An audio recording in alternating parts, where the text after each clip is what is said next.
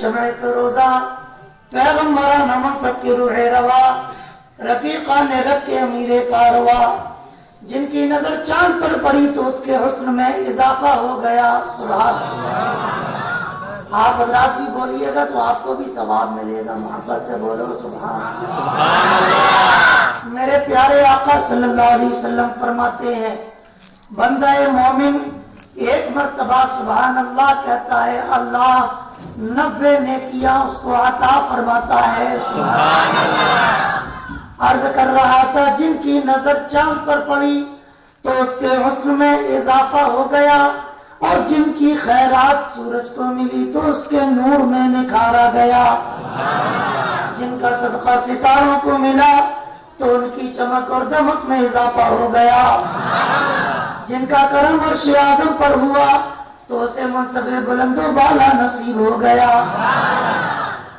جن کا کرم بڑھنے والی بچیوں پر ہوا انہیں زندگی کا معیار نصیب ہو گیا، جن کا کرم بیواؤں جیسی اباگنوں پر ہوا انہیں سہاگن بننے کا موقع نصیب ہو گیا، جن کا کرم کعبے پر ہوا 360 بتوں کو لات ماری کعبے کو تقدس نصیب ہو گیا، جن کا کرم بغداد پر ہوا تو اسے غوث اعظم کی شکل میں 11ویں کا پیر نصیب ہو گیا، اور جن کا کرم ہند پر ہوا تو ہمیں غریب نواز کی شکل میں بنیوں کا امیر نصیب ہو گیا، جن کا کرم گناہگاروں پر ہوا انہیں جنت کا پروانہ نصیب ہو گیا، اور جن کا کرم اس دور کے وفاداروں پر ہوا انہیں مسلک کے اعلیٰ حضرت کا زمانہ نصیب ہو گیا، یعنی کہ آفتاب رسالت، ماہتاب نبوت، شمع وزن ہدایت، مصطفیٰ جان رحمت، اللہ کے حبیب، ساری کائنات کے طبیب، حضور رحمت عالم جناب محمد رسول اللہ صلی اللہ تعالی علیہ وسلم کی بارگاہ میں بآواز بلند درود و سلام کا نذرانہ محبت پیش فرمائیں۔ پڑھیے اللہم صلی وسلم۔ بس بیٹا رہنے دو، ٹھیک ہے، اچھا ہے، تمہارا مائک بہت اچھا ہے، ہاں، اللہم صلی وسلم وبارک علی، شاباش، باز ٹھیک ہے۔ ایک مرتبہ جھوم جائیے، مسکرائیے، تصور میں گنبد خضرا کو بسائیے، اپنے سینہ کو سرکار کی محبت کا مدینہ بنائیے، اور پوری دیوانگی کے ساتھ اس شان سے درود پاک سنائیے کہ مدینۃ المنورہ کی بہاروں میں آپ کی زبانوں سے نکلا ہوا درود و سلام کا ترانہ آقا کی بارگاہ میں پہنچ جائے۔ پڑھو اللہم صلی وسلم وبارک علی سیدنا و حبیبنا و شفیعنا و نبینا و مولانا محمد معظم الجود والکرم، صلاۃ و سلام علیک یا رسول اللہ صلی اللہ تعالی علیہ وسلم۔ دیکھو بہت سارے لوگ بیٹھے ہوئے ہیں اور جتنے بھی ہیں سب قیمتی ہیں، جتنے بھی ہیں سب منہ سے بولو، قیمتی ہو تو بولو، فضول بیٹھے ہو تو بھاگو، اور عاشق رسول بیٹھے ہو تو بولو، جتنے بھی ہیں سب قیمتی ہیں۔ اب آپ کہیے مولانا کیسے قیمتی ہے، تو میں آپ کو ایک بات بتاتا ہوں۔ حاکم شریف کی حدیث ہے، میرے مصطفیٰ جان رحمت نے ایک مرتبہ ارشاد فرمایا، اے علی تم جنت میں جاؤ گے سب سے پہلے، پھر فاطمہ تمہارے پیچھے جنت میں جائے گی، پھر حسن و حسین ان کے پیچھے جنت میں جائیں گے۔ حضرت علی نے دیکھا آج پیارے سرکار کا دریائے رحمت جوش میں ہے، اللہ کے رسول کی شان کریمی جوش میں ہے، تو پوچھ لیا یا رسول اللہ ہم جنت میں جائیں گے، فاطمہ جائے گی، حسنین جنت میں جائیں گے، ہمارے چاہنے والوں کا حال کیا ہوگا؟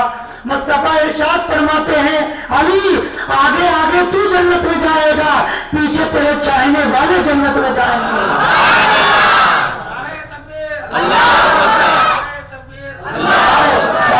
رسالت کے دیوانوں آج اس جلسے میں کیوں آئے ہو؟ امام حسین سے پیار کرتے ہو اس لیے آئے ہو، سیدہ فاطمہ سے پیار کرتے ہو اس لیے آئے ہو، حضرت مولا علی سے پیار کرتے ہو اس لیے آئے ہو، لہذا یہ مصطفیٰ جان رحمت کے خاندان کی دیوانگی اور محبت انشاءاللہ کل بروز قیامت جنت کی بہاروں میں لے جائے گی۔ سبحان اللہ۔ ایک اور بڑی پیاری حدیث پاک یاد آ رہی ہے، میرے سرکار ارشاد، اچھا ایک بات بتاؤ، حج کرنے جانا چاہتے ہو؟ مکہ اور مدینہ جانے کی تمنا ہے یا نہیں ہے؟ بولو.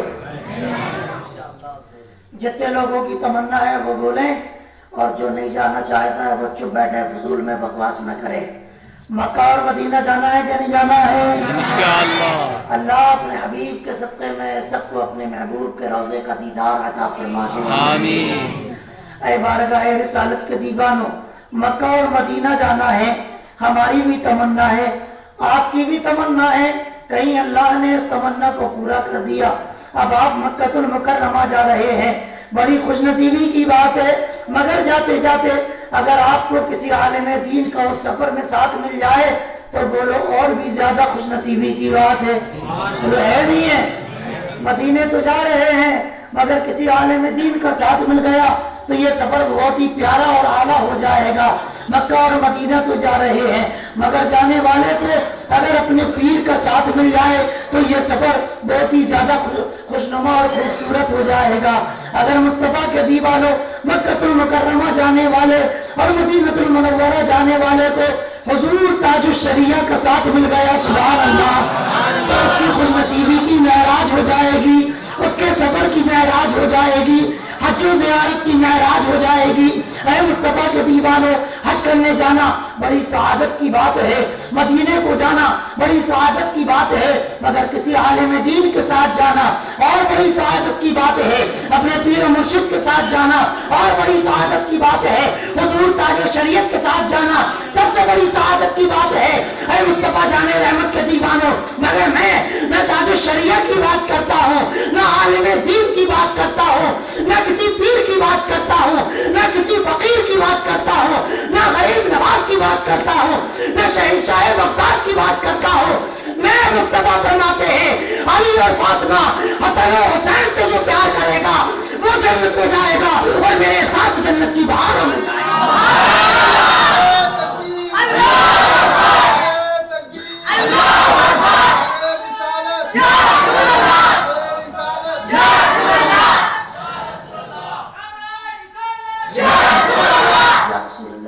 صلی اللہ علیہ وسلم. تو جنت میں جانا اور ہے، اور خود حضور صلی اللہ علیہ وسلم جو امام الانبیاء ہیں ان کے ساتھ جنت میں جانا، بولو کتنی بڑی خوش نصیبی کی بات ہے. اللہ کے رسول نے جنت کو بڑا آسان فرما دیا ہے، سبحان اللہ. جنت کا سودا، اور نبی کے خاندان والوں نے تو جنت نبی کے غلاموں کے لیے جنت کے لیے جو ہے وہ ایڈوانس میں بکنگ فرما لی ہے. حضرت علی فرماتے ہیں یا رسول اللہ، پھر ہمارے چاہنے والے فرمایا علی آگے آگے تو جائے گا، پیچھے پیچھے تیرے دیوانے جائیں گے. سبحان اللہ. ایک مرتبہ بلند آواز سے درود شریف پڑھیے. صلی اللہ علیہ سیدنا و حبیبنا و شفیعنا و نبینا و مولانا محمد معظم. درود شریف پڑھتے اور سنتے ہو تو اچھا لگتا ہے کہ نہیں لگتا؟ نہیں لگتا ہے.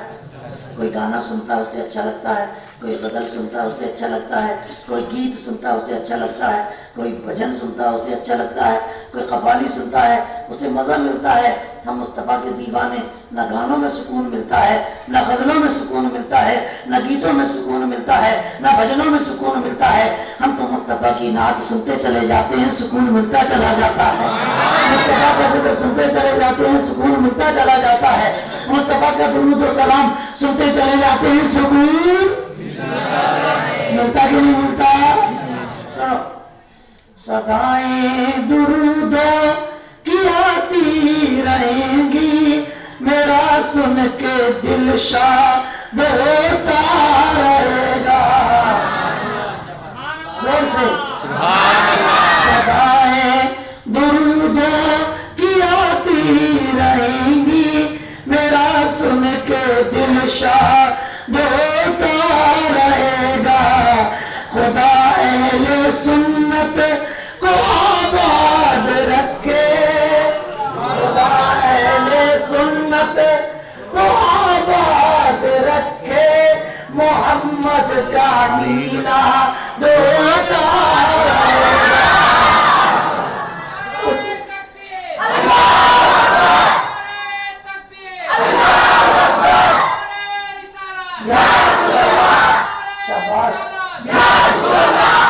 اسی پہ مہربان رب غفور ہوتا ہے.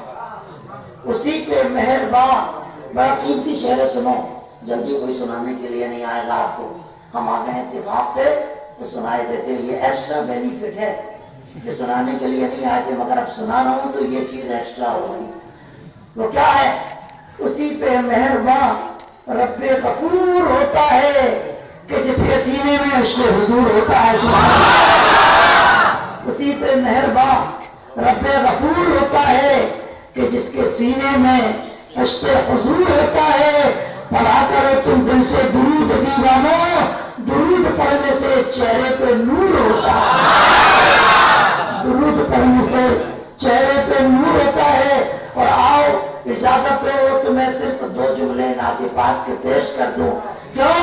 ये इमाम हुसैन की महफिल है, ये नबी के नवासे की महफिल है, ये रसूल पाक के लगते जिगर की महफिल है अलैहिस्सलातु वस्सलाम व रज़ियल्लाहु तआला अन्हु। मगर बारगाह रिसालत के दीवानों, दीवानगी का हक तो तभी अदा होगा जब नबी की बारगाह में खराज अकीदत पेश किया जाएगा, है ना भाई? क्या कहता है? वजूदे कायनात दो जहां जिनकी बदौलत है उन्हीं का जिक्र करना मेरे मसलक में इबादत है। सुभान। तो नबी का नाम लेने से मेरा भी नाम होता है, नबी का नाम लेने से आज मैं तुम्हारे सरजमीन देवल गांव माही में आया, कल मैं चौपड़ा में था, परसों में खंडवा में था, नरसों बरहानपुर में था, फिर उसके पहले उसके बीच में बड़वानी में था, और उसके बाद मैं कल भोपाल चला जाऊंगा, फिर उसके बाद अकोला चला जाऊंगा, फिर उसके बाद कहाँ है अटाली चला जाऊंगा, फिर उसके बाद आंध्र प्रदेश चला जाऊंगा।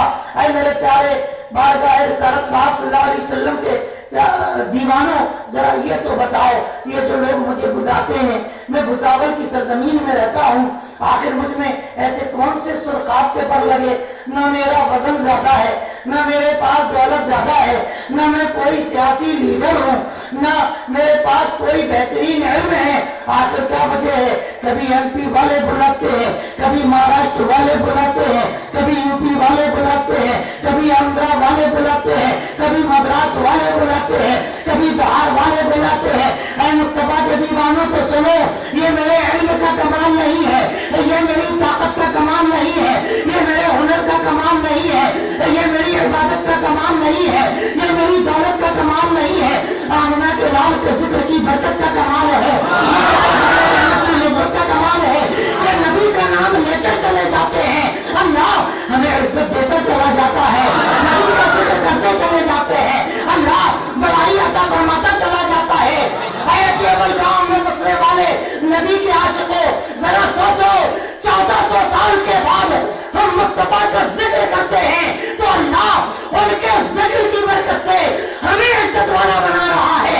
जिसका जिक्र इतना लाजवाब है वो पैगंबर कितना लाजवाब होगा, वो कितनी शान वाला होगा, वो पैगंबर कितने ऊंचे मुकाम वाला होगा।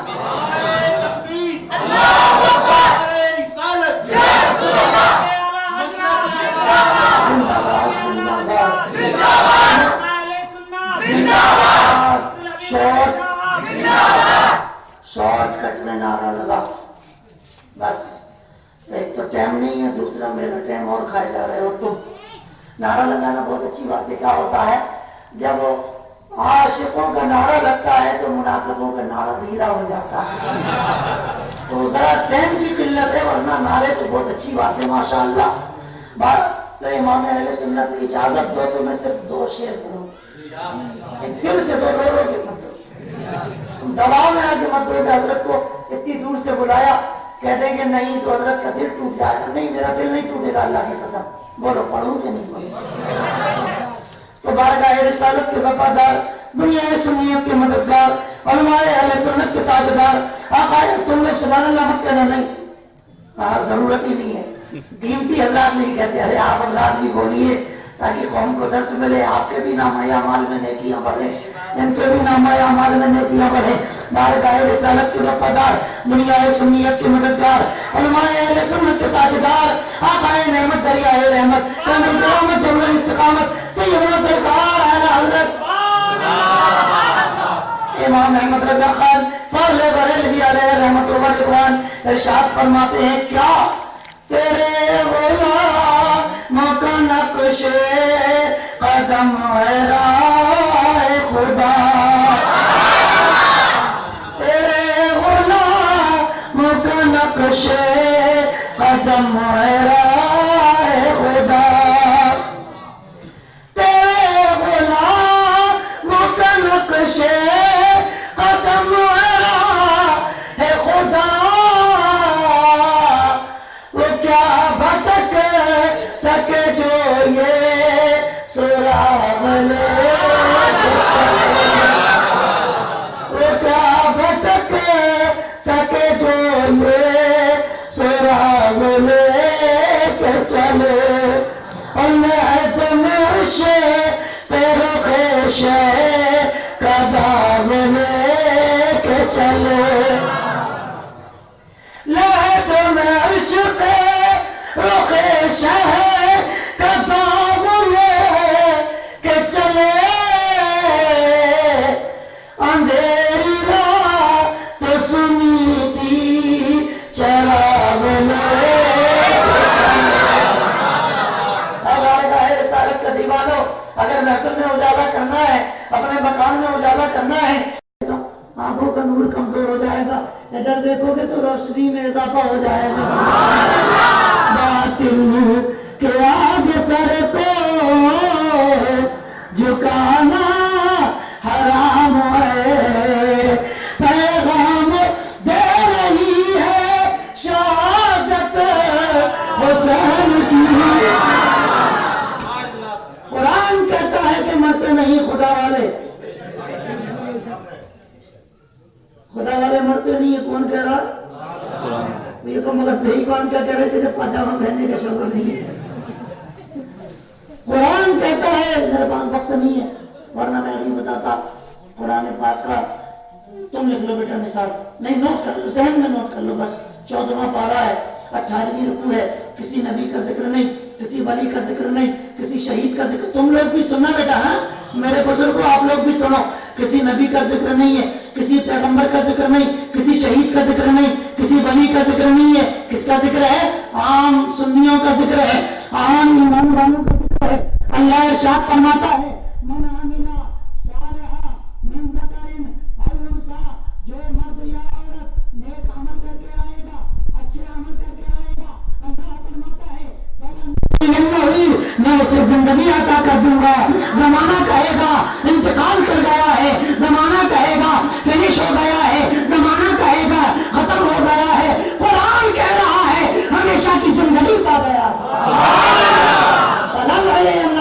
کسی نبی اور ولی کے لیے نہیں من ذکر او انثى کوئی بھی مرد یا عورت عمل صالحہ نیک عمل کر کے آئے گا میں اسے زندگی عطا فرما دوں گا یہ اللہ تو زندگی عطا فرما دے گا ان لوگوں کو یہ کون سی بات ہے ہم بھی تو زندہ ہیں یہ بھی تو زندہ ہے یہ بھی تو زندہ ہے یہ بھی تو زندہ ہے یہ بھی تو زندہ ہے یہ بھی تو زندہ ہے وہ بھی تو زندہ ہے یہ سب تو زندہ ہے میرا اللہ اگر تو نے نیک عمل کرنے والوں کو زندگی دیا تو ہم سے کمال کیا ذہن میں سوال آیا اس طرح بری کرتا ہے قرآن کہتا ہے اے عبدالحبیب رضوی اللہ کے جتنے بھی بندے زمین پر زندہ ہیں وہ آسانی سے زندہ نہیں ہے غور سے سننا ذرا کسی نہ کسی فکر میں زندہ ہے کسی نہ کسی ٹینشن میں زندہ ہے کسی نہ کسی غم میں غلط بات بول رہا ہوں کسی کو بیماری کی فکر ہے کسی کو اولاد کی فکر ہے کسی کی شادی کی فکر ہے کسی کی ہو گئی ہے تو ہم لڑائی جھگڑے کی فکر ہے کسی کو کاروبار کی فکر ہے کسی کو سیاست کی فکر ہے کسی کو تجارت کی فکر ہے اے بارگاہ رسالت کا دیوان دنیا کا ہر انسان اگر زندگی گزارتا ہے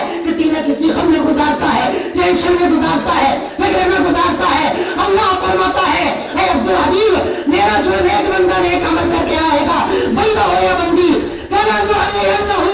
ہم اسے زندگی عطا فرمائیں گے ٹینشن والی زندگی نہ ہوگی حیاتن طیبہ پاکیزہ زندگی عطا فرمائیں گے لاجواب زندگی عطا فرمائیں گے بے مثال زندگی عطا فرمائیں گے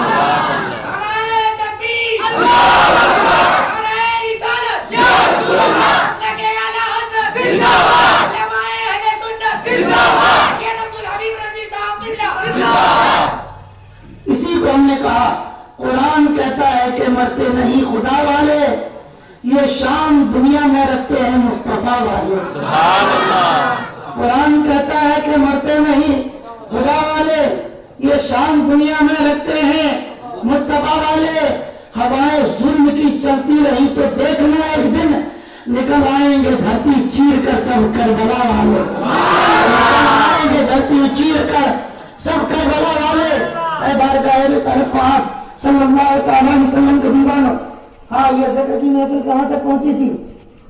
چلو ایک مرتبہ تو مجھے بات کہو تو ہم بتا دیتے ہیں. صلی اللہ علیہ وسلم صلاۃ و سلام علیکہ یا رسول اللہ صلی اللہ تعالیٰ علیہ وسلم. پہلے تو یہ بتاؤ کہ یہ کربلا کا واقعہ یہ عمل میں کیوں آیا؟ یہ کربلا میں اتنی عظیم ترین جو شہادت ہوئی ہے نبی کے نوازوں کی اور ان کے 72 ساتھیوں کی، تو یہ عالم وجود میں کیوں آیا؟ امام حسین مدینے میں اچھے خاصے، یہ یزید کم وقت دمشق کا رہنے والا، کیا آخرکار اتنی دوریاں ہیں مگر اس کے باوجود یہ کربلا کا جو معرکہ ہے عالم وجود میں کیوں آیا؟ میں آپ کو بتاتا ہوں. رسول پاک صلی اللہ علیہ وسلم کے زمانے میں کم و بیش 1.25 لاکھ لوگ ایمان لا چکے تھے. کتنے لوگ ایمان لا چکے تھے؟ کم و بیش. اب ایک بات بتاؤ، کسی انسان کے پاس 100-150 بکریاں ہیں، اگر ان کو آزاد چھوڑ دیا جائے، اگر ان کو کوئی گائیڈ کرنے والا نہ ہو، اگر ان کو کوئی چرواہا سنبھالنے والا نہ ہو، تو گھر تک آتے آتے 2-5 بکریاں تو غائب ہو جائیں. تو پھر یہاں تو 1.25 لاکھ امت ہو گئی تھی. کتنی امت؟ آجا میرے لال عمر میں ہم سے چوہا سبحان اللہ کا تو ہم بتاتے ہیں کتنی امت تھی سرکار کی. اگر سرکار کا پردہ ہو گیا ہے، سرکار نگاہوں سے اوجھل ہو گئے ہیں، اگر اب اس امت کی باغ ڈور سنبھالنے والا کوئی نہ ہوتا، اگر امت کی حفاظت کرنے والا کوئی نہ ہوتا، تو بولو ان کے بھٹکنے کا چانس تھا کہ نہیں تھا؟ بہکنے کا چانس تھا یا نہیں تھا؟ لہذا نبوت کا دروازہ بند ہو گیا. اللہ کے رسول نے جاتے جاتے اپنی امت کی حفاظت کے لیے صدیق اکبر رضی اللہ تعالی عنہ کو مامور کر دیا، یعنی کہ ان کو چھوڑا. اے ابو بکر، حدیث پاک کی شرح بیان کرتا ہوں، اے میرے پیارے ابو بکر، اب میری امت کی حفاظت تمہیں کرنا ہے، ان کو بھٹکنے نہیں دینا، گمراہ ہونے مت دینا. حضرت صدیق اکبر امت کو ہدایت دیتے رہے، امت کی بھلائی کا کام کرتے رہے. اب ان کا وصال ہو گیا، پردہ فرما گئے. جاتے جاتے حضرت عمر کو وہ ہدایت دے کے گئے، اے عمر، میرے جانے کے بعد پیارے آقا کی امت کو گڑبڑ مت ہونے دینا، بلکہ امت کے اندر ترقی کا مزاج پیدا کرتے رہنا، ان کو ہدایت کا نور دیتے رہنا، اچھے طریقے سے ان کو اتفاق اور اتحاد کی ڈوری میں جگا کر رہنا، یہ کہیں آپس میں گڑبڑا نہ جائیں، بہک نہ جائیں. حضرت عمر فاروق اعظم نے پھر سرکار کی امت کو سنبھالا. سمجھ رہے ہو نہیں سمجھ رہے ہو میری بات؟ نہیں سبھی حضرات بولو. بھائی کربلا کیوں عالم وجود میں آیا؟ میں شروع سے اور شارٹ کٹ میں یہ بتانا چاہتا ہوں، تو آپ حضرات سمجھ رہے ہیں نا میری بات؟ ابھی نہیں سمجھو گے تو مراٹھی میں تقریر کروں گا، ایسی کروں گا نا تو سمجھے گا نا ہم سمجھے گا، نہ کوئی مراٹھی میری تقریر سمجھے گا. ہاں سمجھ جاؤ، اس لیے اردو میں جو کہہ رہا ہوں وہ سمجھ جاؤ. کیا کہہ رہا تھا؟ حضرت عمر فاروق اعظم نے بڑی ترقی کی، قوم کا مزاج بدل دیا، لوگوں کو ہدایت کی ڈگر پر گامزن رکھا. اب ان کا پردہ فرمانے کا زمانہ آ گیا، ان کو شہید کر دیا. تو وہ جاتے جاتے حضرت عثمان ذو النورین اشارتاً یا چناؤ ہوتا تھا، بہرکیف انتخاب منتخب کیا جاتا تھا، بہرکیف ان کو اپنی دلی آرزو حضرت عثمان کے پاس پیش کر گئے. اے عثمان، میرے جانے کا وقت آیا، میرے پیارے آقا کی امت کا خیال رکھنا، اس کی بھلائی کا خیال رکھنا، اس کو بہکنے مت دینا، توحید و رسالت کے راستے پر اس کو مستحکم اور مضبوطی سے قائم رہنے دینا. اب میرے سرکار حضرت عثمان غنی پوری امت کو سنبھالے ہوئے ہیں، تبلیغ کر رہے ہیں، ان کو ہدایت کا نور دے رہے ہیں. چالو ہے کہ نہیں؟ چالو ہے نا؟ ہاں، ان کو ہدایت کا نور دے رہے ہیں. اب ان کی شہادت کا زمانہ آیا. اب انہوں نے کیا کیا؟ جاتے جاتے حضرت مولا علی زبان سے تو نہیں کہا مگر دل کا اظہار خیال پیش کر دیا ہے. تصور کی دنیا میں میں تو جا رہا ہوں، شہادت کا وقت آیا، کاش کہ میرے بعد مولا علی سرکار کی امت کی باغ ڈور سنبھال لیتے تو یہ امت کا گمراہ ہونے سے بچ جاتی، ہدایت کی راہ پر رہ جاتی. حضرت مولا علی نے پھر ساری امت کو سنبھالا اور اس کو بچا کر رکھا، ہدایت کے راستے پر رکھا. بولو شارٹ کٹ میں چلا کہ نہیں چلا؟ طریقے سے چلا کہ نہیں چلا, طریقے سے پورا بیان کیا کہ نہیں کیا. سرکار کے بعد اب بھی نہیں سمجھ میں آئے تو پھر ان کی سمجھ کو خدا ہی سمجھے. سمجھ میں آ رہا ہے نا. حضرت مولا علی کے بعد انہی کے زمانے میں حضرت امیر معاویہ نے کچھ غلط فہمی دونوں صحابہ اکرام کے بیچ میں ہوئی, تو حضرت امیر معاویہ نے ایک علاقے کے جس کے وہ گورنر تھے, یہ چیف منسٹر تھے, معاذ اللہ یہ دنیاوی جملہ بولنا نہیں چاہیے, آپ کو سمجھانے کے لیے بول رہا ہوں, تو انہوں نے اپنے علاقے میں اپنی آمریت اور اپنی حکومت و خلافت کا اعلان کر دیا. بہرکیف حضرت مولا علی کے بعد امام حسن اور امیر معاویہ علیہ الرضوان دونوں میں کچھ اختلاف چلتا رہا. پھر امام حسین اور حضرت امیر معاویہ کی دونوں کی فوجیں حضرت مولا علی کی شہادت کے بعد دونوں کی فوجیں آمنے سامنے آ گئی, اور جب امام حسن کے چاہنے والوں نے کہا کہ یہ خلافت و حکومت و سلطنت امام حسین کو ملنا چاہیے, اور یہی اس کے بارے سے ان کے چاہنے والوں نے کہا کہ نہیں بنو امیہ میں رہنا چاہیے, امیر معاویہ اس کے بارے سے, اور وہ نبی پاک کے صحابی ہیں. لہذا جب دونوں مسلمانوں کی فوجیں آمنے سامنے آ گئی, تلواروں سے تلواریں ٹکرانی تھی, مسلمانوں کا خون بہنا تھا. امام حسن نے فرمایا اے لوگوں میری وجہ سے یہ تخت سلطنتیہ ہے, حکومت و خلافت کی وجہ سے میرے نانا کے امتیوں کا خون بہے, یہ مجھے گوارا نہیں ہے. ایک کام کرو اے امیر معاویہ, آپ یہ خلافت اپنے پاس رکھ لو, مجھے اس کا کوئی لالچ نہیں ہے. میں تو یہ چاہتا تھا خلافت کی بات دور غلط جگہ نہ چلی جائے. آپ اگر یہ وعدہ کرو کہ آپ کا جب وصال ہو جائے گا, یہ آخری وقت آئے گا, تو یہ میرے خاندان کی امانت و حفاظت ہے, امانت و خلافت ہے, آپ اس کی حفاظت کریں گے, اور آخری وقت میں آپ یا تو مجھے واپس فرما دیں گے, اور اگر میں دنیا میں نہ رہوں تو میرے چھوٹے بھائی امام حسین کو واپس کر دیں گے. یہ وعدہ ہو گیا تھا, مگر کسی وجہ سے وعدے پر عمل نہیں ہو سکا. بچوں کہاں جا رہے ہو؟ میرے لال بیٹھو, میں بہت جلد ختم کروں گا, میں جلد ختم کروں نہ کروں وہ تو آپ کے یہاں 10 بجے کا تو جو ہے ختم کرنے کا نہیں, شرافت سے بیٹھنا, مائک بند کرنے کا آرڈر ہے. اگر کوئی کہے کہ 10 بجے محفل ختم کرنے کا آرڈر ہے تو پہلے وہ ہمیں لا کے دکھائے, ہائی کورٹ کا کوئی ایسا آرڈر لا کے دکھائے. مائک تو ہم بند کر دیں, ابھی بند کر دو, بغیر مائک کا تقریر سناؤ. یقین نہیں ہے لوگوں کو. ابھی بغداد محلہ اور کربلائے پاک سے کتنا روحانیت کا کرنٹ آیا, ان کو دکھاؤں گا. آواز پوری لیٹی ہوئی تھی کھڑی ہوئی کہ نہیں, نعت شریف سنائی کہ نہیں, منقبت سنائی کہ نہیں, اتنی کمزور آواز والے کی کیا حیثیت ہے کہ نعت شریف سنائے گا. مگر کرم ہے میرے سرکاروں کا کہ نبی کا نام لینے سے میرا بھی نام ہوتا ہے, نبی کی نعت کے سکتے میرا ہر کام ہوتا ہے. اے بارگاہ رسالت کا دیوان, اب حضرت امیر معاویہ کا وصال ہو گیا. وصال ہونے کے بعد اب حضرت امیر معاویہ کا جو لڑکا تھا نا, وہ بہت کمینہ تھا, اور وہ اتنا بڑا نالائق تھا کہ میں آپ کو بتا نہیں سکتا. اگر اس کی چلتی پھرتی تصویر دیکھنا ہو تو کتنا بڑا نالائق, چہرہ اس کا کتنا منحوس تھا. تو کبھی ٹی وی پہ ڈاکٹر ذاکر نائک کو دیکھ لو, اس کا نحوست کا فیضان اسی کو ملا. ڈاکٹر ذاکر کو ایک بار خواب میں اس کا آیا تھا تو اپنی خلافت سراپا مصیبت دے گیا تھا, ہاتھوں میں ہاتھ دے کر لے تو میرا دنیا میں نائب بن کے رہنا, اور جب تک رہنا میری تعریف کرتے رہنا, امام حسین کی شان میں گستاخی کرتے رہنا. کیا کہ نہیں کیا گستاخی, کیا کہ نہیں کیا, نہیں کیا تھا کہ نہیں. کیسا پہلے مفتی محمود اختر صاحب کلّا, جمال الدین صاحب کلّا نے اس کی گرفت کی تھی, ہوا تھا کہ نہیں. اسی وقت ہم نے یہ شعر لکھا تھا.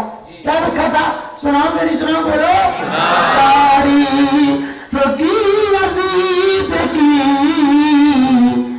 دوزخ, تعریف کی عزیز کی ذاکر ہے دوزخی, تعریف کی عزیز کی نائک ہے دوزخی, تعریف کی عزیز کی نائک ہے دوزخی. مہنگی پڑے گی اس کو عداوت حسین کی. اور ہمارا تو حال یہ ہے کہ جنت جائے گی چاہتے حسین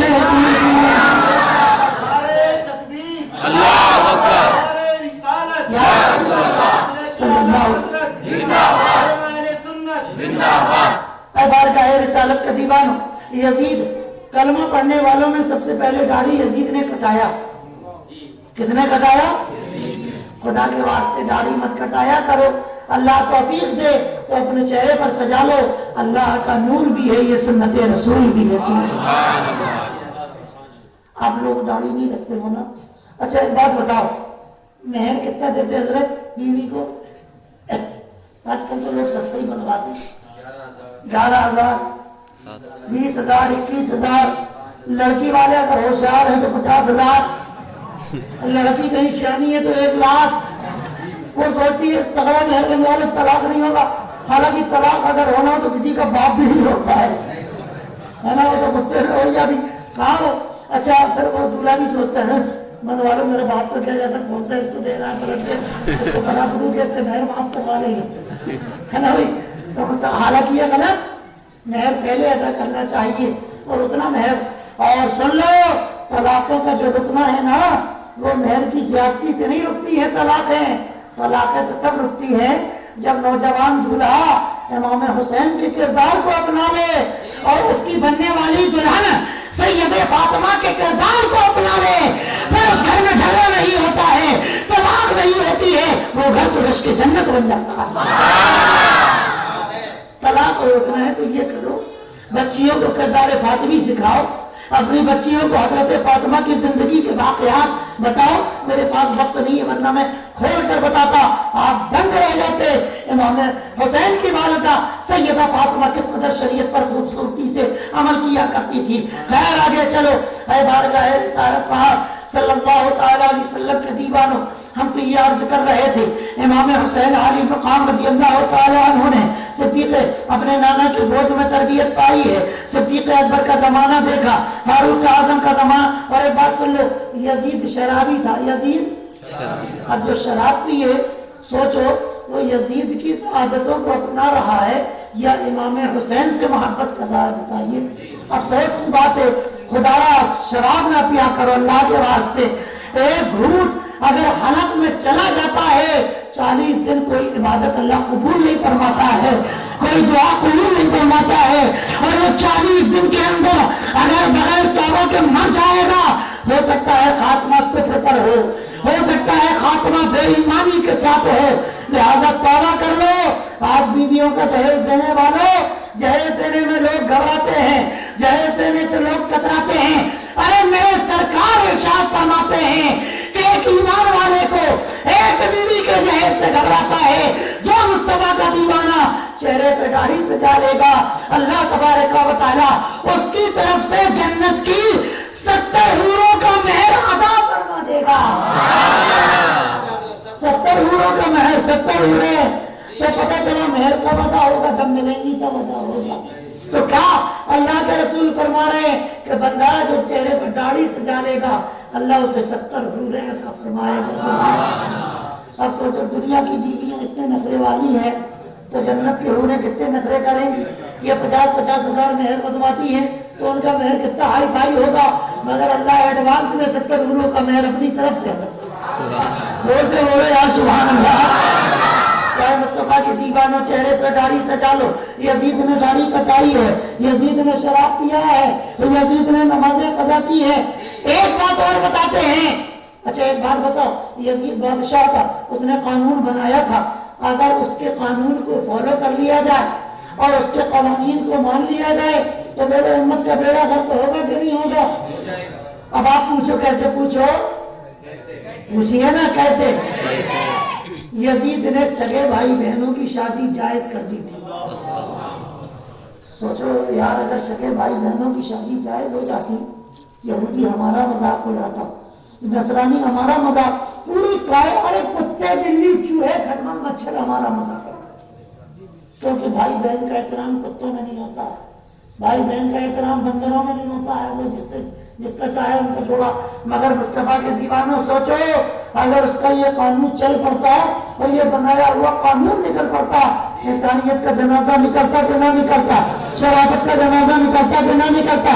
آدمیت کا جنازہ نکلتا کہ نہ نکلتا؟ میرے مصطفیٰ کی شریعت کا جنازہ نکلتا کہ نہ نکلتا؟ اللہ تبارک و تعالیٰ نے جو دین دیا ہے جنازہ نکلتا کہ نہ نکلتا؟ بولو۔ اور خود کتنا بڑا کمینہ تھا وہ بھی سن لو، اپنی سگی پھوپھی حضرت امیر معاویہ یعنی کہ اپنے باپ کی بہن سے نکاح کر لیا۔ کتنی بڑی بات، پھوپھی سے نکاح ہوتا ہے، باپ کی بہن سے نکاح ہوتا ہے، یزید نے کر لیا۔ بولو اے بارگاہ رسالت کے دیوانوں، اگر اس کے یہ قانون دنیا میں، اسی لیے امام حسین گئے تھے، اب سمجھ میں آیا کیوں گئے تھے؟ اس نے شراب کو حلال کر دیا تھا، معاذ اللہ۔ اور جانتے ہو کیا کہتا تھا؟ لوگوں نے کہا کہ شراب کیوں پیتا ہے؟ دین محمدی میں حرام ہے۔ تو کمینہ کہتا تھا دین محمدی میں حرام ہے تو جتنی دیر شراب پینا اتنی دیر کے لیے دین عیسوی کو اپنا لو۔ اور کیا کہتا تھا؟ ارے اللہ تو نماز پڑھنے والوں کے لیے جو ہے کیا ہے، نماز پڑھنے والوں کو اللہ جہنم میں ڈالے گا، اور دلیل دیتا تھا فویل للمصلین، ویل ہے ان نمازیوں، آگے کا حصہ غائب کر دیتا تھا، ہمان صلاۃ ہوں غائب کر دیتا تھا۔ اور کیا کہتا تھا؟ ویل للمصلین، اللہ نے کہا ہے اللہ نمازیوں کو جہنم میں ڈالے گا۔ اللہ نے یہ کہاں کہا ہے؟ ویل للشاربین، کہ اللہ شراب پینے والوں کو ویل میں ڈالے گا۔ اللہ نے جب ایسا نہیں کہا ہے اس لیے ہم شراب پیتے ہیں، اور اللہ نمازیوں کو جہنم میں ڈالے گا اس لیے ہم نماز نہیں پڑھتے۔ سوچو کتنا بڑا نالائق اور بےہودہ تھا۔ امام حسین نے سوچا، اور عالم اسلام سے امام حسین کے پاس خطوط آئے، یا ابن رسول اللہ۔ اب امام حسین یزید جانتا تھا میں شرابی ہوں، جواری ہوں، یہ امام حسین میری بیعت نہیں کریں گے۔ کیا کر رہے ہیں؟ حضرت عبد الرحمن بن ابو بکر وہ میری بیعت نہیں کریں گے، حضرت عبداللہ بن عمر بیعت نہیں کریں گے، حضرت عبداللہ بن جعفر میری بیعت نہیں کریں گے، حضرت امام حسین ابن علی ابن ابی طالب ابن علی میری بیعت نہیں کریں گے۔ لہذا اس نے ساری دنیا کو چھوڑا، امام حسین کے پاس مدینے میں بھیجا ولید کو پیغام، جاؤ پہلے امام حسین سے بیعت طلب کر لو اور ان سے کہو کہ وہ مجھے اپنا بادشاہ مان لیں اور میں نے جو قانون بنائے ہیں ان قوانین پر عمل کریں۔ امام حسین نے کہا میں بیعت نہیں کر سکتا، یہ میرا ہاتھ نہیں ہے، ارے یہ رسول اللہ کا ہاتھ ہے، اور میرا ہاتھ یا تو اٹھتا نہیں ہے، اگر اٹھتا ہے قرآن کی تلاوت کے لیے اٹھتا ہے، خدا کی عبادت کے لیے اٹھتا ہے، کعبے کے غلاف کو چومنے کے لیے اٹھتا ہے، نانا کے مزار کا بوسہ لینے کے لیے اٹھتا ہے، میرا ہاتھ دوسروں کی مدد کے لیے اٹھتا ہے، اور دوسروں کی خدمت کے لیے اٹھتا ہے۔ اور یہ یزید ہے، یہ اس کا ہاتھ اٹھتا ہے تو دوسروں کی عزت لوٹنے کے لیے اٹھتا ہے، اور جو ہے شراب کا پیالہ پکڑنے کے لیے اٹھتا ہے، مجرا سننے کے لیے اٹھتا ہے، یہ ظلم و ستم کرنے کے لیے اٹھتا ہے۔ ارے وہ ہاتھ بڑا خبیث ہاتھ ہے، اور اس ہاتھ کے تو نانا جان نے بوسے لیے ہیں، ان ہاتھوں نے نانا کی زلفوں کو لگام بنایا ہے۔ اب بولو یہ پاک ہاتھ یزید کے ناپاک ہاتھ میں کیسے جائے؟ بار بار تم تعجب نہیں ہوتا کہ اتنے دن سے روز تقریر کر رہی ہے، نئے نئے قرآن کے لاتے کہاں سے نہیں ہوتا؟ پھر بھی اپنے یہاں تقریر نہیں کراتے ہو، اتفاق سے نہیں ہوتا۔ بارگاہ یہ کئی روز سے ساتھ میں ہمارے شروع سے بارگاہ رسالت کے دیوانوں۔ تو پھر یزید نے کہا اگر امام حسین بیعت نہ کریں تو معاذ اللہ ان کو شہید کر دیا جائے۔ تو استغفر اللہ، کیا کر دیا جائے؟ امام حسین علی مقام رضی اللہ تعالی عنہ کی شہادت کے لیے جب اس نے مدینے کے گورنر کو آرڈر دیا تو مدینے کا گورنر امام حسین کی بارگاہ میں پہنچا اور کہنے لگا یا ابن رسول اللہ، اس طریقے سے یزید کا حکم آیا ہے، اب بتائیے کہ آپ میں کیا کروں؟ اے بارگاہ رسالت کے دیوانوں، وہ نبی کا لاڈلا، وہ نبی کا چاہنے والا، بولو سبحان اللہ۔ ارشاد فرمایا اے ولید، میں نے امام حسین، میں نے علی ابن ابی طالب اور فاطمہ کی گود میں پرورش پائی ہے، یہ نبی کا نواسہ سر کٹا دے گا، مگر یزید کے ہاتھوں میں ہاتھ دینا گوارا نہیں کرے گا، ہاتھ میں ہاتھ دینا گوارا کیوں؟ سارا کام تو ہاتھ ہی سے ہوتا ہے۔ بیوی کو قبول کیا، قاضی کے ہاتھ میں ہاتھ دے تو پھر قبول کیا؟ میں نے اپنا ہاتھ پیر کے ذریعے غوث اعظم کے ہاتھ میں دیا، بعد میں کہنا پہلے ہاتھوں میں ہاتھ دے دو۔ جب کوئی فائل کانٹیکٹ کی سائن ہو جاتی ہے نا، تو پھر وہ کاروباری لوگ، تو وہ امریکہ سے سفید بندر آتا ہے نا، پھر وہ ہمارے یہاں کے وزیر اعظم سے ملتا ہے، اور جب سگنیچر ہو جاتا ہے تو ہاتھ ملاتا ہے۔ سارا لفڑا ہاتھ کا ہے، ساری اچھائیاں ہاتھ کی ہیں، ساری برائیاں ہاتھ کی ہے۔ مرید بننا ہے ہاتھوں میں ہاتھ دو، بیوی کو قبول کرنا ہے ہاتھوں میں ہاتھ دو، کسی سے دوستی کرنا ہے ہاتھوں میں ہاتھ دو، کسی سے وعدہ اور عہد نبھانا ہے ہاتھوں، ایسے ہی ہوتا ہے نا۔ تو اللہ نے بھی فرمایا رسولہ، جو اللہ کا چاہنے والا ہے وہ اللہ اور اس کے رسول کے دشمنوں سے دوستی کا ہاتھ نہیں ملاتا۔ جب سارے کام ہاتھ سے ہوتے ہیں تو اللہ نے بھی اس آیت میں ہاتھ ہی کا ذکر کیا کہ خدا و رسول کے دشمنوں سے ایمان والا دوستی کہاں؟ دشمنوں کے لیے یہ کہا، اور دوستوں کے لیے کیا کہا؟ انما یبایعونک ید اللہ فوق ایدیہم۔ اے پیارے مصطفیٰ، جو تیرے ہاتھوں میں ہاتھ دے کر تجھ سے بیعت کر رہے ہیں نا، وہ در حقیقت تیرے ہاتھوں میں نہیں، اللہ کے ہاتھوں میں اپنا ہاتھ دے رہے ہیں۔ سبحان اللہ، ان کے ہاتھوں پر تو اللہ ہی کا ہاتھ ہے۔ ہاتھ کی بات چل رہی ہے نا، تو امام حسین نے بھی کہا ہاتھ تو نہیں دوں گا، جوتا چاہیے دے دوں گا، چپل چاہیے دے دوں گا، گھوڑا مانگے دے دوں گا، بکری مانگے دے دوں گا، اپنا ہاتھ تو پھر امام حسین نے جب یہ کہا تو خواجہ خواجگاں فخر ہندوستہ عطائے رسول گلشن ہدایت سے پھول سرکار غریب نواز، جن کے بارے میں کسی دیوانے نے کہا ہمیں کیا نہیں ملا ہے خواجہ تیری گلی میں، خواجہ تیری گلی میں رب کا پتہ ملا ہے، رب کا پتہ ملا ہے، خواجہ تیری گلی میں، خواجہ تیری گلی۔ ہمیں دین ملا، بولے کس سے ملا؟ خواجہ سے۔ سبحان اللہ، شاباش میرے لال۔ ہمیں دین کس سے ملا؟ ایمان کس سے ملا؟ اسلام کس سے ملا؟ قرآن کس سے ملا؟ نمازیں کس سے ملی؟ وضو کا طریقہ کس سے ملا؟ مصطفیٰ کا دامن کس سے ملا؟ حضور کی شفاعت کس سے ملی؟ اب بتائیے چھوٹے پجامے والے کتنے نالائق ہیں۔ خواجہ جو لے کر آئے اسے لے کے بھگ گئے، اور جو لے کر آیا اسے چھوڑ کے چلے گئے، ہے نا۔ خواجہ لے کے آئے، خواجہ کو چھوڑ دیا، اور خواجہ غریب نواز جو لے کر آئے اسے لیا اور لے کے بھاگ کے چلے گئے، خواجہ کو چھوڑ دیا۔ اے مصطفیٰ کے دیوانوں بولو، کمینہ پن کیا کہ نہیں کیا؟ نہیں کیا؟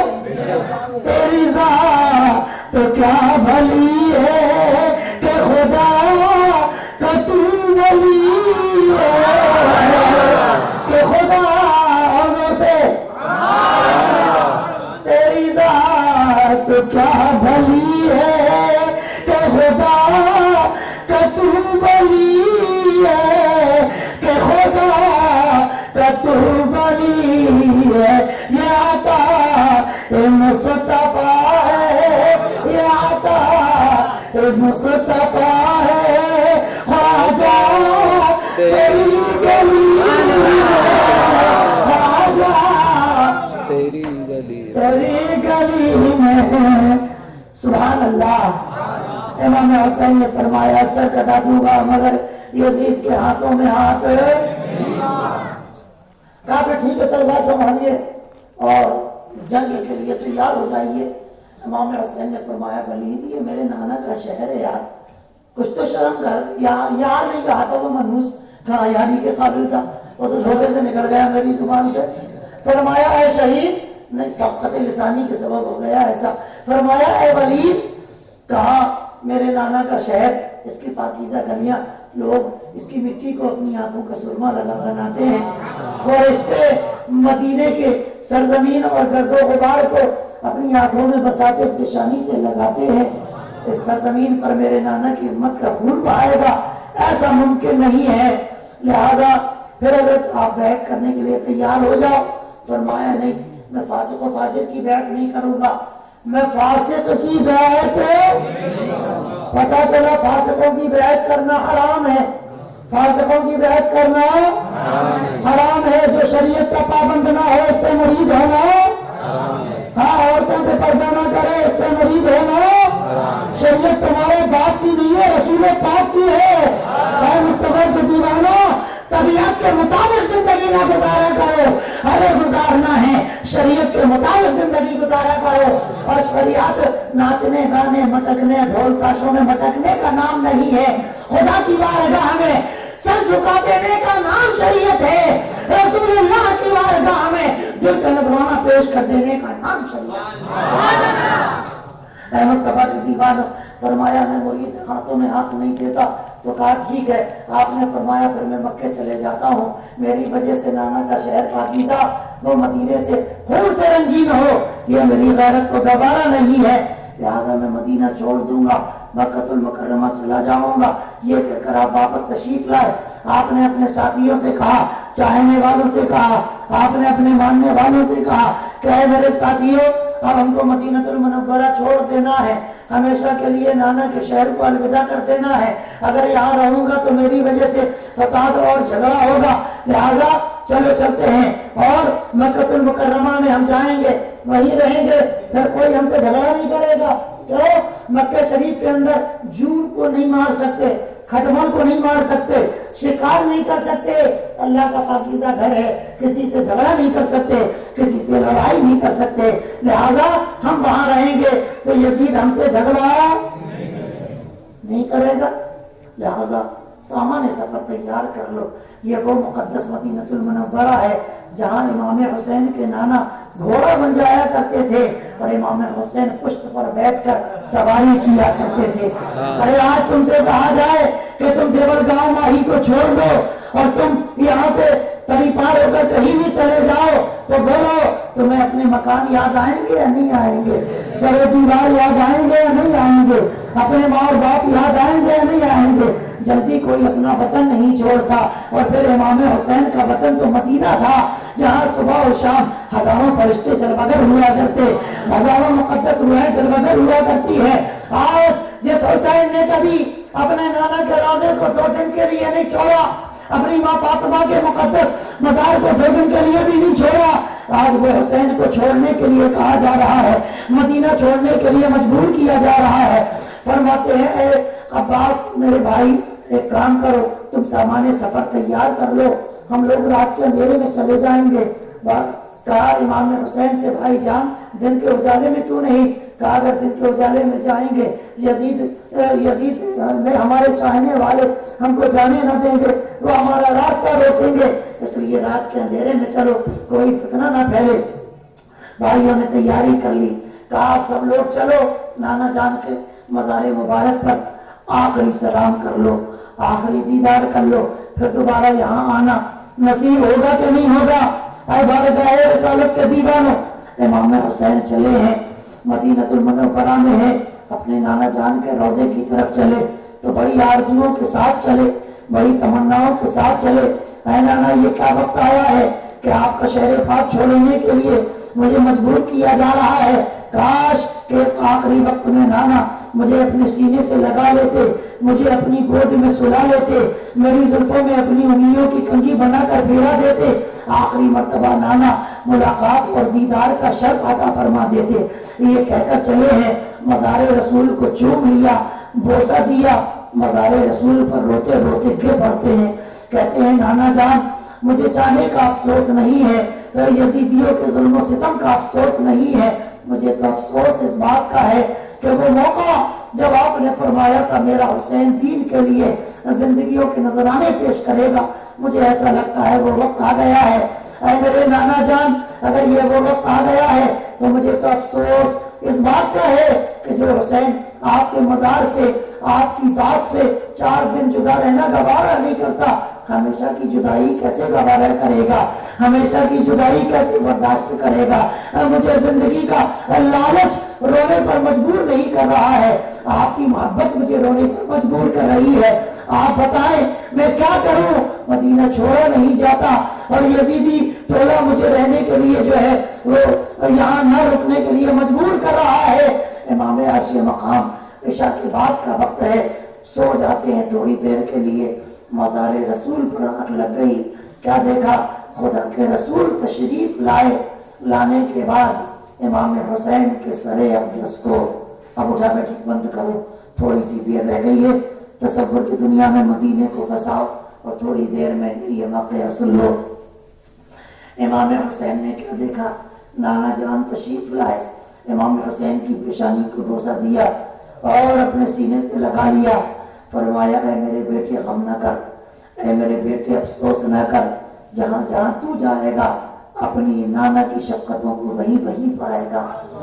اے حسین تجھے ہم اکیلا اور تنہا نہ چھوڑیں گے، مگر اے حسین تو جس منزل پر اب سفر کرنے کے لیے جا رہا ہے وہ بڑی مصیبتوں کی منزل ہوگی، پریشانیوں کی منزل ہوگی، راحت و سکون نہیں ملے گا۔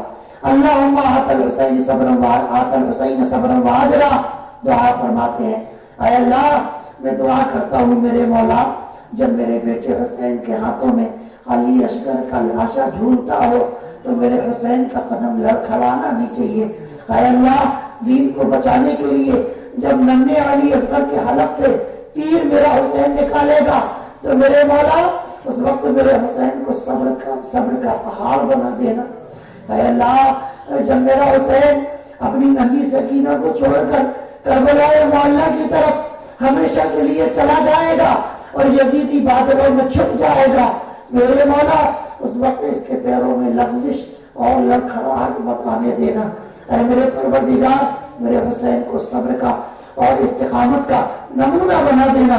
امام حسین کو سینے سے لگاتے ہیں، دعا سے نوازتے ہیں، حسین رونا مت میرے بیٹے، اس لیے کہ جہاں جہاں تو جائے گا اپنے نانا کی شفقتوں کو وہی وہی پائے گا۔ امام حسین چلتی ہے، ماں سیدہ فاطمہ الزہرا کے مزار پر آئے، قدموں کا بوسہ لیا، امی جان میں تو جا رہا ہوں، بس آپ کی دعاؤں کا طلبگار ہو۔ آواز آتی ہے تو پھر روتا کیوں ہے؟ کیا تیرے نانا نے اسی دن کے لیے تجھے تیار نہیں کیا تھا؟ کیا میں نے تجھے اسی دن کے لیے تربیت نہیں دی تھی؟ کیا تیرے بابا جان حضرت مولا علی نے تجھے اسی دن کے لیے تیار نہیں کیا تھا؟ امی جان میں جانے سے کہاں رو رہا ہوں، میں تو اس بات کا غم مجھے رونے پر مجبور کر رہا ہے کہ اب میں جا تو رہا ہوں مگر مجھے لگتا ہے دوبارہ پلٹ کر واپس نہیں آؤں گا، آپ کی تربت پاک کا دیدار نہیں کر پاؤں گا۔ حسین صبح اور شام حاضری کے لیے آتا تھا، فاتحہ پڑھتا تھا، اب مجھے یہاں آنا نصیب نہیں ہوگا۔ یہی چیز سوچ کر مجھے پریشان کر رہی ہے، غمگین کر رہی ہے۔ ماں نے اپنے لال کو کلیجے سے لگایا اور دعا فرمائی، اے اللہ میرے حسین کو صبر و استقامت کا پہاڑ بنا دینا، میرے حسین کو صبر و استقامت کا خزانہ عطا فرما دینا، پایا استقامت میں لغزش نہ آنے دینا۔ اے میرے پروردگار، سیدہ خاتون جنت فرماتی ہے، اے میرے پروردگار تو خوب جانتا ہے میرا حسین حکومت کے لیے نہیں جا رہا ہے، سلطنت کے لیے نہیں جا رہا ہے، بادشاہ کے لیے نہیں جا رہا ہے، محبوب کے دین کی حفاظت کے لیے جا رہا ہے، کعبے کی حرمت کو پامال ہونے سے بچانے کے لیے جا رہا ہے، قرآن کے تقدس کو بچانے کے لیے جا رہا ہے، تیرے محبوب کی امت کو بھٹکنے سے بچانے کے لیے ہدایت کی راہ پر چلانے کے لیے جا رہا ہے۔ اے اللہ تو اس کے صبر کا خزانہ دینا۔ الوداعی سلام کرتے ہیں امام حسین اور روتے ہوئے مزار رسول اور مزار فاطمہ الزہرا خاتون جنت سے نکلتے ہیں اور اس کے بعد آتے ہیں اپنے گھر پر، ارشاد فرماتے ہیں، اے عباس تیاری مکمل ہو گئی؟ بیٹا علی اکبر تیاری ہو گئی؟ کہا ہاں تیاری تو مکمل ہو گئی ہے۔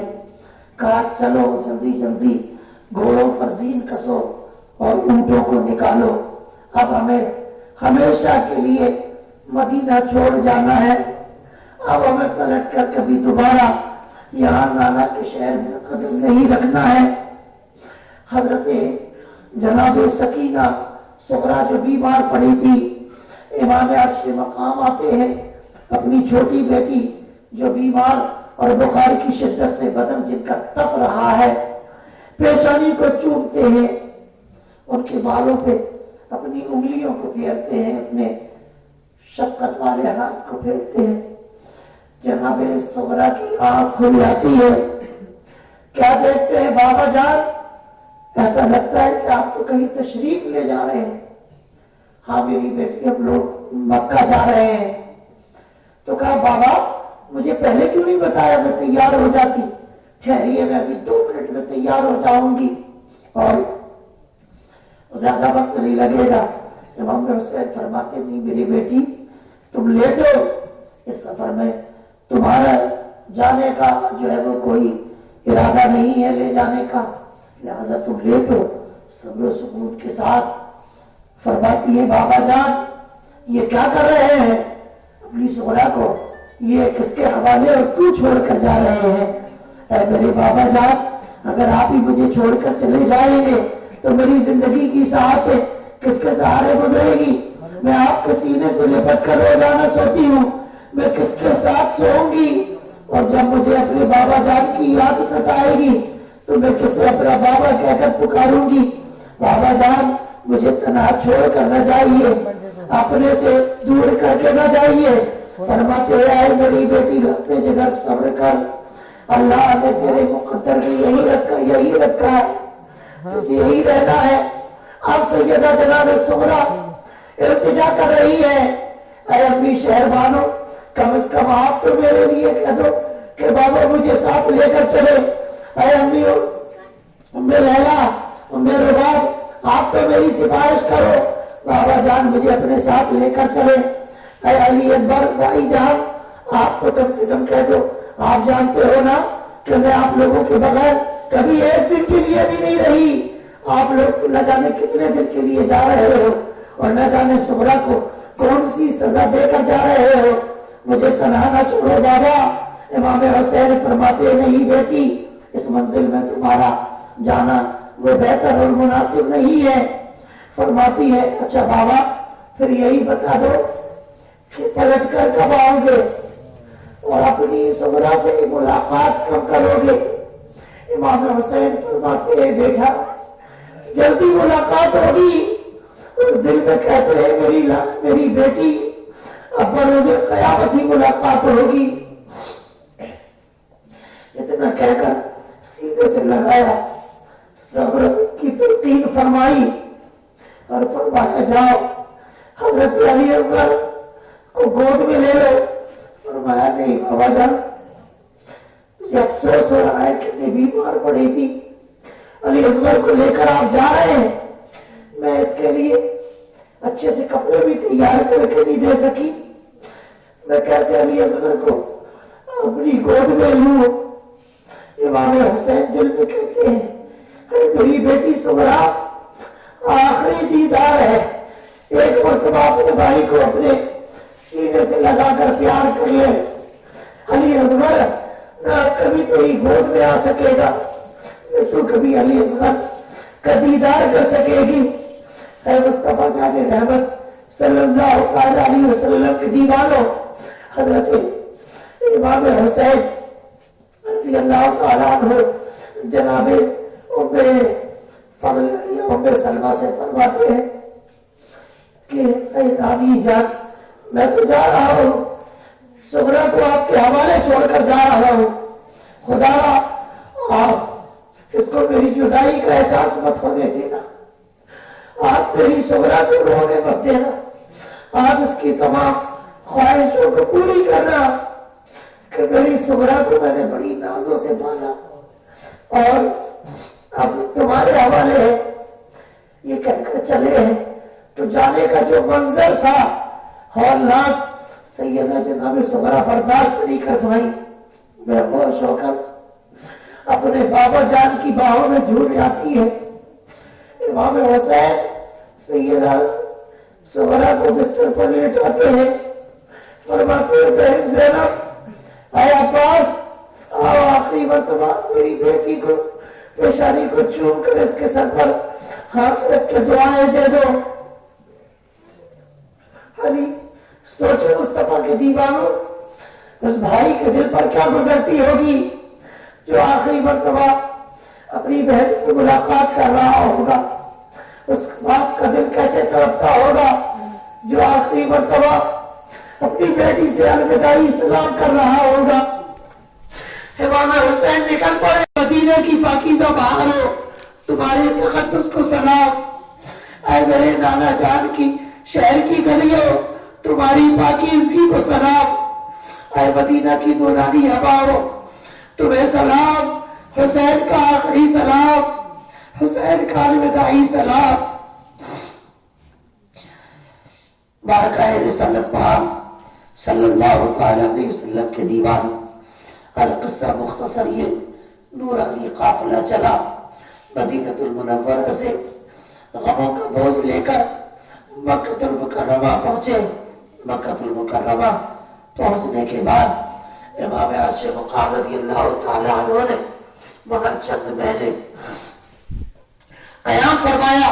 یزیدیوں کے خطوط آنے لگے، کہیں لکھا کہ 150 خطوط آئے، کہیں لکھا 600 خطوط آئے، کہیں لکھا 1200 خطوط آئے، کہیں لکھا 12,000 خطوط آئے۔ بہرکیف لوگوں نے امام پاک سے کہا، اے ابن رسول اللہ، اگر آپ یہاں کوفے میں آ جائیں تو یزید ظالم ہے، شرابی ہے، اگر امت کی بات ہو اس کے ہاتھ میں رہے گی، امت تباہ و برباد ہو جائے گی۔ آپ یہاں آئیں اور یہاں آ کر اپنے نانا کی امت کو بہکنے سے بچا لے، شرابی ہونے سے بچا لے، بے نمازی ہونے سے بچا لے، مجرم سنتے ہیں اس سے بچا لے۔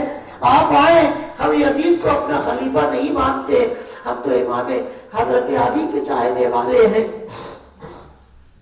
آپ ہی کو خلیفہ مانتے ہیں۔